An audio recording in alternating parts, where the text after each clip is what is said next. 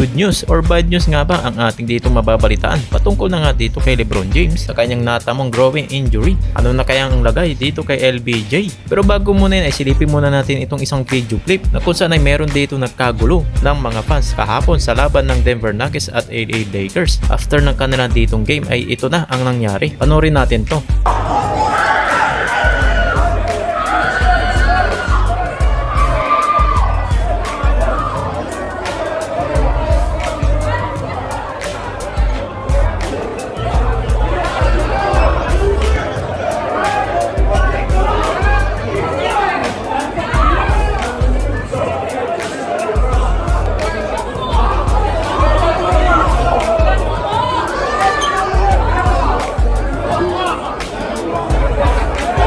At ngayon naman ay pag-uusapan na nga natin dito si LeBron James. Kahapon ay muntikan pang manalo ang Los Angeles Lakers na walang LeBron at wala pang Luka Doncic. Kontra na nga sa laban nila sa Denver Nuggets na nagtapos sa final score na 126-131. Pinangunahan naman ni Austin Reeves sa LA Lakers na meron siyang 37 points, 8 rebounds and 13 assists. At para sa Denver Nuggets itong si Nikola Jokic na merong 28 points, 7 rebounds and 5 assists. Parang South Bay Lakers ang nakalaban dito ng Denver sa dami ng injuries ng Los Angeles Lakers. At sinasabi pa ng iba ay maaari daw manalo ang Lakers na kung sakaling meron naglaro ng isang superstar dito sa Purple and Gold, si Luka man or itong si LeBron. Pero ano na nga ba ang balita dito kay LeBron? Kung maaari na ba itong makapaglaro? Kung kailan nga ba siya dito makakabalik? At kung good news or bad news na nga ba itong mababalitaan natin patungkol na nga dito kay LeBron James? At sa mga susunod nilang laban, ano nga ba ang plano ng Los Angeles Lakers? Nabalita nga na 1 to 2 weeks na mawawala itong si Lolo Bron dahil ngayong araw ay 1 week na nagsimula itong kanyang natamong growing injury simula nung laban nila sa Boston Celtics. Pinagpapatuloy pa rin dito ang kanyang medical treatment kaya naman hindi pa siya makakasama sa laban nila bukas sa Phoenix Suns. Yan talaga ang mahirap dito na sa edada ni LeBron James na 40 years old tapos maglalaro ng maraming games na wala pang masyadong pahinga.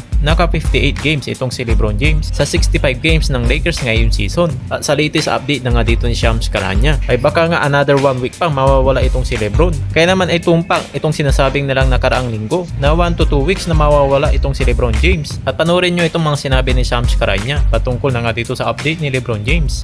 So this Sunday or this Saturday, Sunday makes it 1 week. He's not expected to play Sunday on ABC against the Phoenix Suns from what I'm told. I would expect him to still miss another week, so that would put him at about 2 weeks.